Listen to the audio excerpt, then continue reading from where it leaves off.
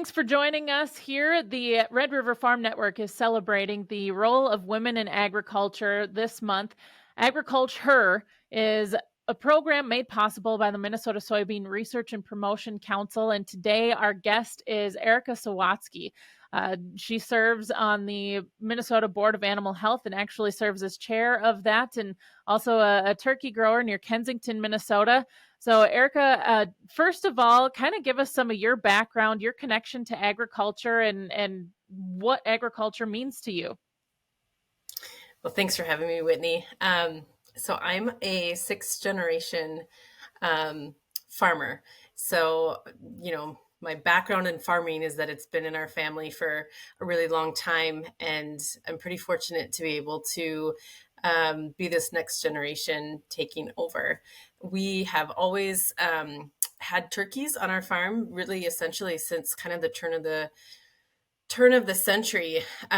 We operated as a turkey breeder farm for many, many years until 2020. Then we switched to raising turkeys for meat. We raise light hens. So still raising female turkeys. We're just not laying eggs. We're raising them so that they're about 14 to 15 pounds. So I've always been involved in the farm and truly always loved it. But at a young age, I probably didn't know that I wanted to take over, right? I think everybody goes, through that. So I grew up also working at a vet clinic, and that was kind of my path that I thought that I was going to take. And I went to NDSU and got a degree in animal science. And while I was in college, I ended up changing my mind that the path of being a large animal veterinarian, while I will always have respect for that industry, I just kind of changed my mind, and it wasn't something that I wanted to do. So I got to work for the Minnesota Turkey Growers Association before I came home to farm. And that role really was a blessing also, because it really expanded my network, not only within agriculture, but within the turkey industry itself. The breeder part of the industry is pretty small. And so I would say by working by working at the Turkey Growers Association, my expanded network truly expanded. But then it kind of solidified that I truly wanted to come home and farm.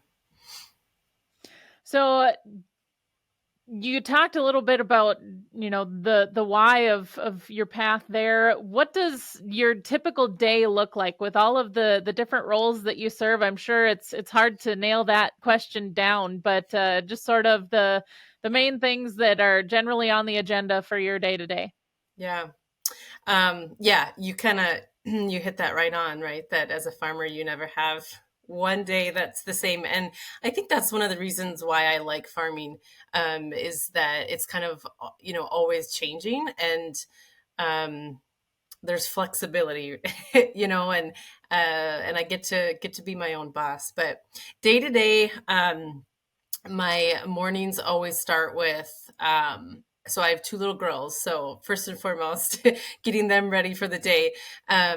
But then my morning starts in my brood barn, and the brood barn is where we keep our babies. So we get poults, is what baby turkeys are called. We get them when they're a day old, and then we raise them in our brood barn until they're 4 weeks old. So the first probably week and a half that they're in that barn, chores are more hands-on, meaning that there's just extra feeding to do and a little bit of extra care.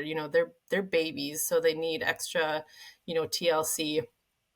So my morning always starts in there, and then I always have two different age flocks on the farm. And so after I'm done in my brood barn, then I would go take care of my older flock. And that barn, unless I have, something that has gone wrong, which never happens in farming, right? But if I don't have anything to fix, then it essentially is rinsing my water lines and checking my feed, making sure that the turkeys have feed, and just kind of evaluating their overall health. And then after that, when I'm done with chores, I generally have coffee with my dad. I do farm with my dad, and we kind of game plan for the day. So all of that will obviously vary with the seasons, because we also have corn and soybeans. So if it's during spring or fall, then we head out to the field, and if it's winter or summer, then it's whatever is broke you fix, or whatever is the latest project that we're working on. So kind of varies, but and then of course, yeah, you mentioned my role on the board of animal health. So I have 4 quarterly meetings throughout the year. And of course, I'm not just busy during board meetings. There's other things that happen throughout the year. So during the legislative session, I'm maybe it's a little bit more phone calls or emails. Just there's a lot of bills that are introduced and discussed. And so it's trying to keep up with kind of the conversation that's happening in the legislature. With that, or if we get a new board member, it's maybe trying to help them learn what their role means, and some of that stuff. So, talk about the importance of being involved in your professional organizations. I know last year I was at Turkey Growers and Minnesota Turkey Growers annual meeting, and saw you there. And uh, why is being involved in that kind of thing important to you? What value do you get as a professional and a producer? Good question. So when I came home to farm, a good friend of mine who is also like a mentor, he said, Erica, when you go home to farm, and he's a farmer himself, he said, make sure that you see more than just your mailbox. And I've always, remembered that, because I think that it's, being a farmer, it's so, I think it can be really easy to stay on your farm and just work, work, work, work yourself to the bone. And so you could choose to be that way, but I think it's healthier if you are involved in things outside of your farm. I think for your mental health, it gives you a little bit of break, but it also gives you the opportunity to talk to other farmers, maybe hear about something that they're doing on their farm that's helped them, that maybe could help you. Um, it gives you that opportunity to learn, as well. If you stay on your farm, you don't necessarily get to expand your horizons. So, for those reasons, it's pretty important for me. And I do consider myself a social person, so it is kind of nice to get off the farm once in a while, and just have face-to-face conversations with real people instead of turkeys, right? Well, you gave a really good segue into the next question here. Talk about your role models. Who are the people in your life that have kind of guided you and set you up for the path that you're on now? um, Good question. And there's probably more people than I'll have time to mention, but I think foremost, my parents. My parents have always been my biggest advocates, and uh, my dad, with being a farmer, and I get to work with him every day. And then my mom, she was a full-time nurse, but she was always in management. And so while she wasn't on the farm every day, she still was this, hardcore professional female in her role. So I think first and foremost, my parents have always been kind of my biggest supporter and biggest mentors. Um, and then my husband, of course, and Whitney, him, but he has just as much passion for farming as I do. He's a high school ag teacher, but he's always kind of pushing me to be my best and challenging me. And then I have there's a few farmers, turkey farmers in our industry that I'm pretty close with, and I would say I would call them a mentor of mine. I mean, they're raising the same livestock as I am. And so we kind of lean on each other for support, or even just pick our brains of trying to get through some sort of a challenge. It's just nice to have those people that you're close with. And what advice would you give to other women in agriculture, others just in agriculture in general?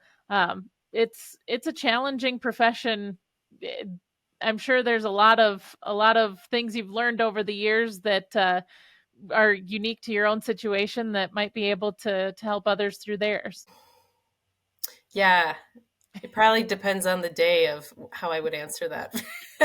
But I think that, so everything that my husband and I have gone through in our life, um, I think it's important to be an open book.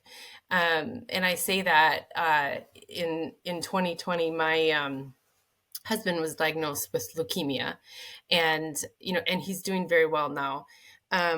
But going through that health journey, and like for us having young kids, we're currently going through a family farm transition.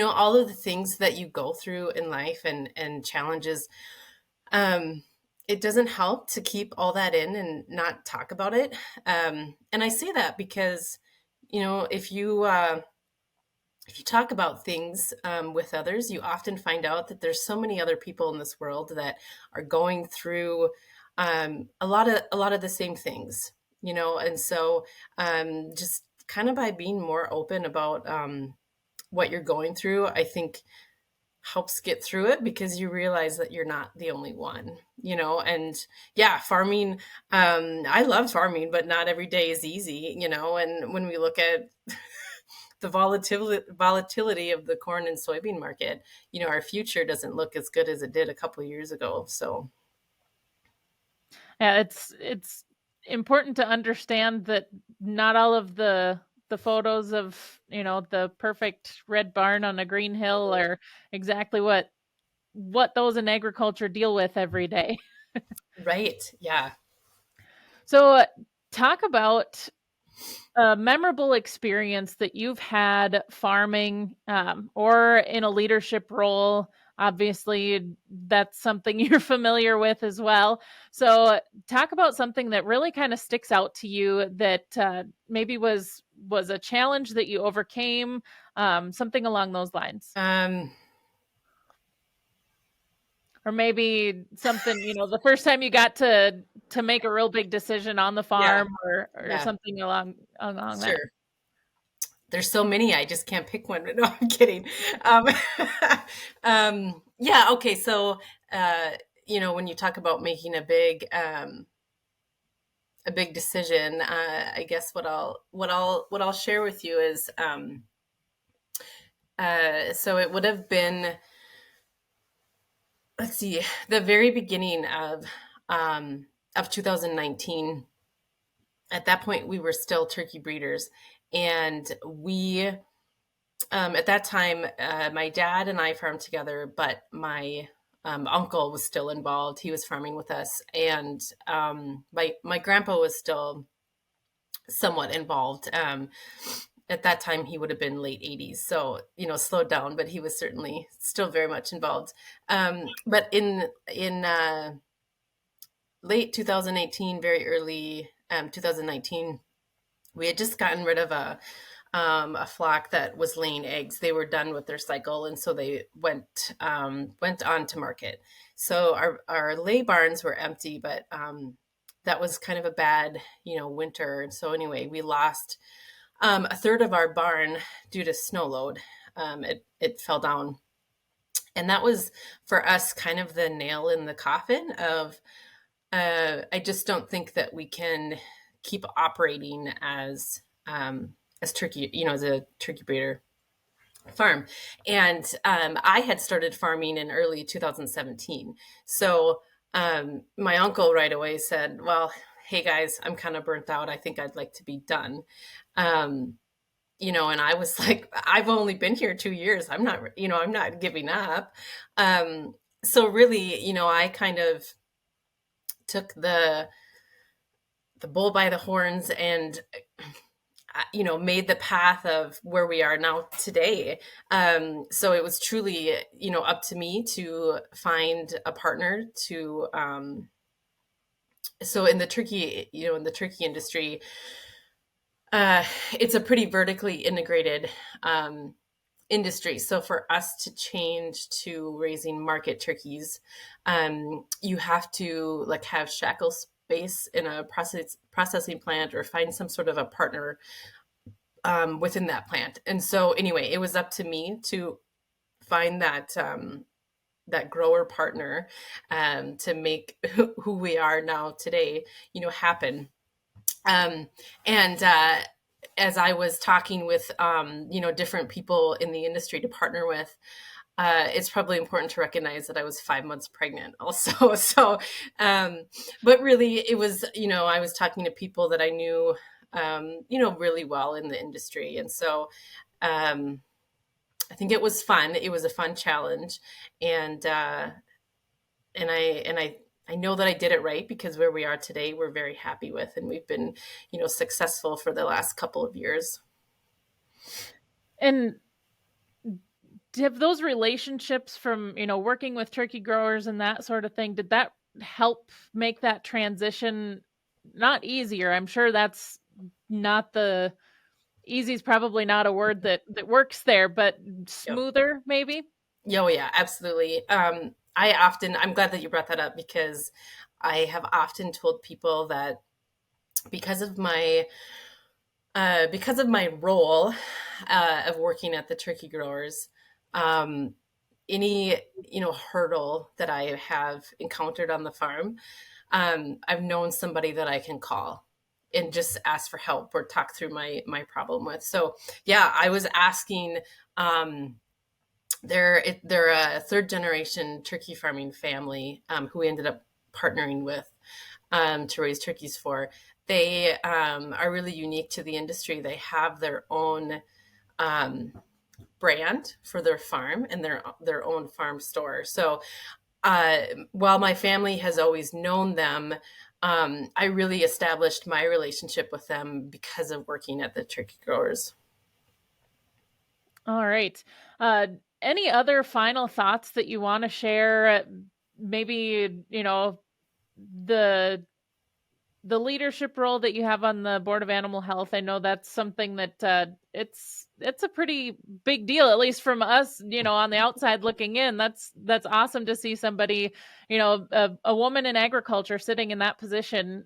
What are your thoughts on that? Um, yeah, I feel pretty fortunate that I get to serve in that role. And you're serving on behalf of, well, really all of agriculture, but I mean your industry as well. And so the fact that I get to be that voice, I mean, I don't take that for granted. And I think it's important for farmers like us to have a voice on the board of animal health, but then also like legislatively, I mean, make sure that you talk to your representatives. They're fighting for you, within within our state. So, um, and the board of animal health, the programs that we do, monitor and regulate diseases within Minnesota. But I think it's always important to be involved so that um, what's coming down the pipeline. Or um, as an example, this fall, my farm, we unfortunately contracted high path avian influenza. And while it's really devastating, because of my role with the board, I think I handled it probably much better just because of my involvement. Um, I kind of knew what to expect, but I also knew, who I needed to talk to and when I needed more information. I mean, I knew all of that. So I think it's just important, maybe not the Board of Animal Health, but, if you're just a crop farmer, join your soybean or your corn board. It's just so important to be involved nowadays. There's so much things that are always changing, and information that's thrown at us that I think being part of, those organizations are important because they kind of help you navigate through challenging times. All right. Well, thank you so much for taking the time to talk with us and highlighting what you do. Again, thanks for joining us as we celebrate women in agriculture and women in agriculture. Thank you for having me.